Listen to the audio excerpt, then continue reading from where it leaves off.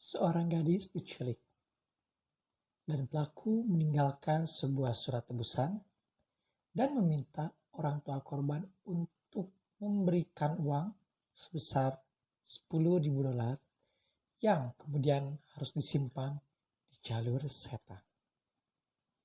So, who is the killer? Apakah pelaku merupakan seorang pengabdi setan? Atau mungkin ia merupakan seorang pemuja sekte?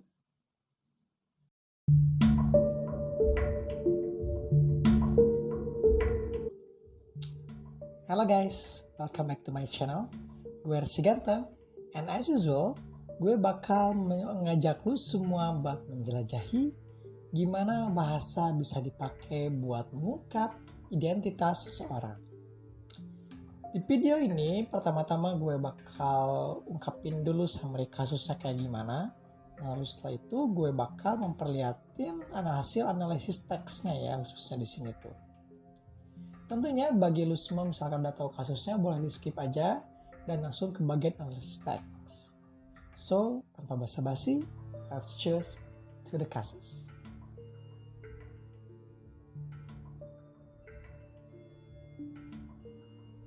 Di pertengahan tahun 1980 di Illinois, Amerika Serikat,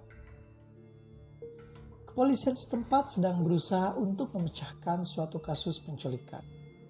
Pelaku meninggalkan sebuah surat tebusan di mana ia meminta orang tua korban untuk memberikannya uang sebesar $10.000.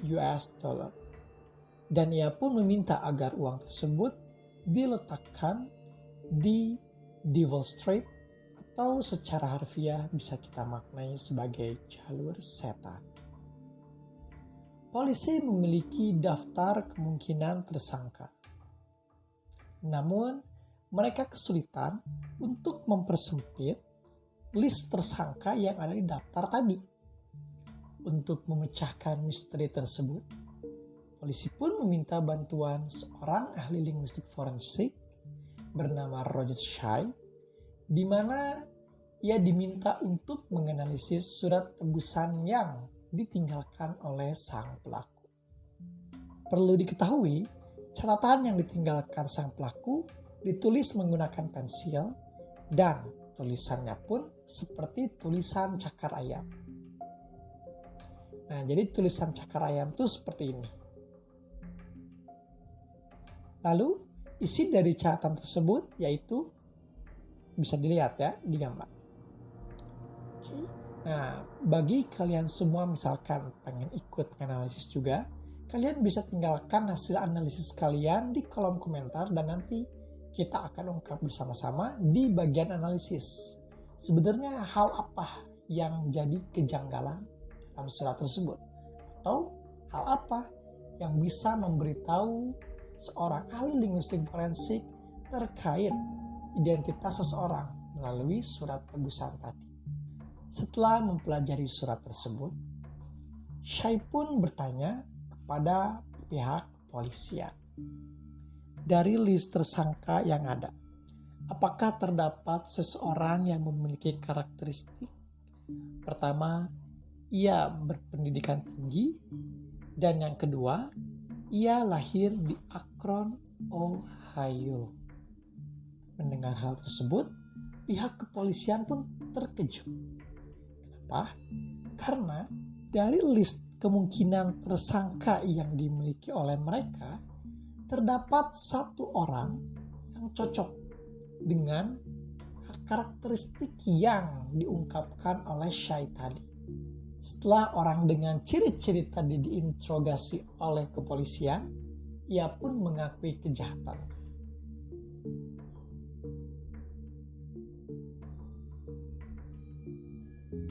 Nah, mungkin dari kalian bertanya-tanya, kenapa Shai itu bisa berpikiran seperti itu?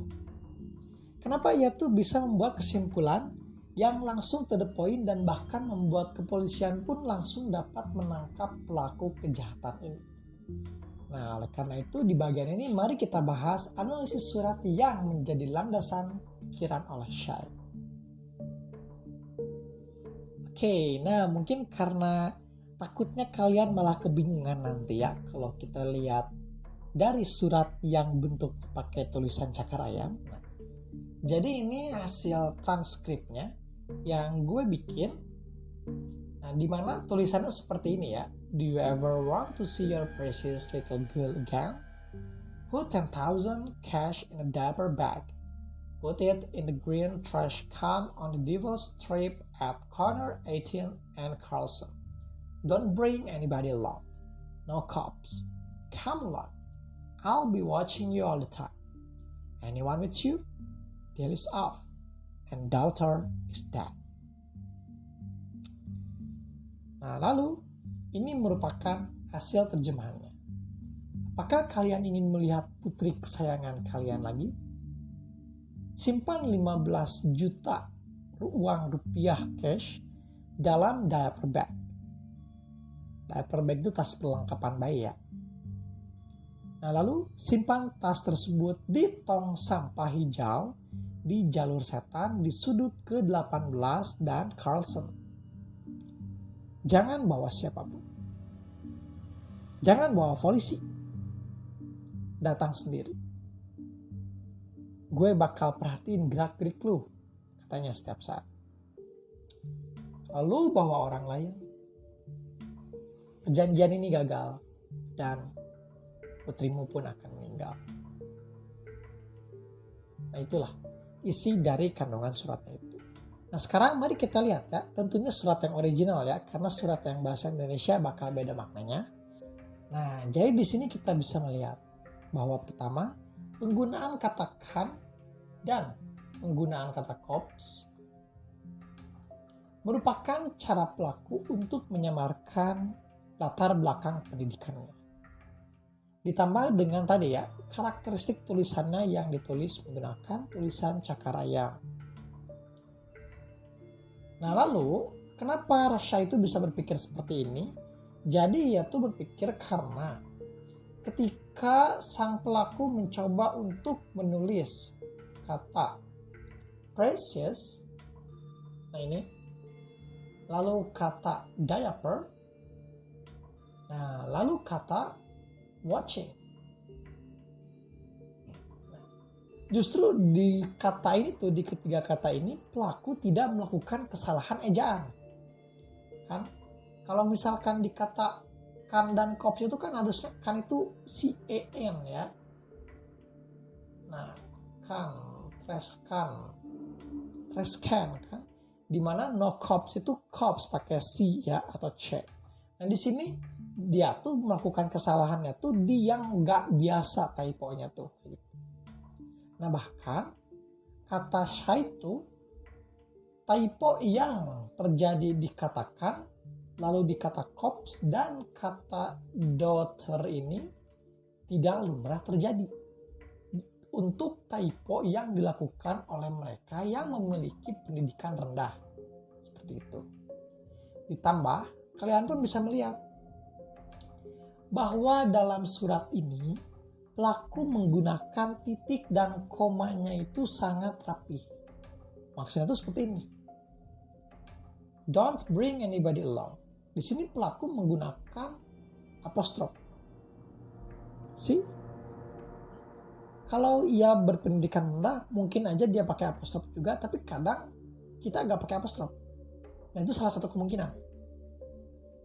Selain itu, dia tuh pakai komanya sesuai. Contohnya ini. Anyone with you, koma, deal is off, and daughter is dead. Nah, bahkan ini ya, don't bring anybody along. Titik. Come along. I'll be watching you all the time. Pakai apostrof L-nya. Do you ever want to see your precious little girl again? Kan? Jadi semua ini tuh menunjukkan bahwa penggunaan tanda baca, titik koma maupun apostrofnya itu benar-benar rapi. Sehingga saya pun berpikir sepertinya pelaku ini memiliki pendidikan tinggi. Ditambah dengan tadi ya, misspelling atau typo-nya tuh di kata-kata yang gak biasa. Nah, lalu untuk karakteristik yang terakhir, saya menjelaskan bahwa di Amerika Serikat, sekotak tanah rerumputan yang berada di sisi jalan itu memiliki berbagai nama di Amerika Serikat. Di bagian barat dan Midwest, mereka itu menyebutnya parking atau parkway. Lalu di bagian atas Midwest, mereka menyebutnya boulevard. Lalu terrace and tree lawn di daerah Great Lakes, tree belt di Massachusetts, grass plot di daerah Mid-Atlantic, natural ground di daerah yang jauh di selatan, dan untuk daerah bagian utara, mereka menyebutnya Devil Street, atau lebih tepatnya di Akron, Ohio. Gimana sob? Kepikiran nggak sampai sini cara untuk menganalisis teksnya? Apakah kalian menganalisis teksnya seperti yang tadi Syai lakukan? Tentunya, ini tuh Syai tuh jadi pakai ini ya, teknik regional dialect ya. Dimana dia tuh menganalisis kata di tingkat regionalnya kan beda-beda gitu. Kayak tadi, dimana Devil Strip tuh ya punya berbagai kata yang berbeda di tiap daerahnya. Sama halnya kayak di kita. Kalau misalkan contoh kayak bakwan ya. Bakwan tuh kan nama originalnya ya, nama yang paling populer di Indonesia. Tapi untuk tiap daerahnya memiliki nama yang berbeda-beda. Misalkan kayak gue tuh nyebutnya bala-bala. Nah, kalian bisa tahu ya dari mana bala-bala itu. Nah, sedangkan untuk di daerah Cirebon khususnya, mereka tuh biasa nyebutnya tuh bukan bala-bala, bukan bakwan juga, tapi ote-ote. Thanks so much buat kalian semua yang udah nonton video ini dari awal sampai akhir. Jangan lupa like-nya kalau misalkan kalian suka dengan kasusnya. Dislike-nya kalau dikira masih kurang greget, dan tinggalkan komen untuk buat kalian yang punya ide buat next content. Dan jangan lupa subscribe dan tekan loncengnya buat dapat notifikasi dari kanal ini.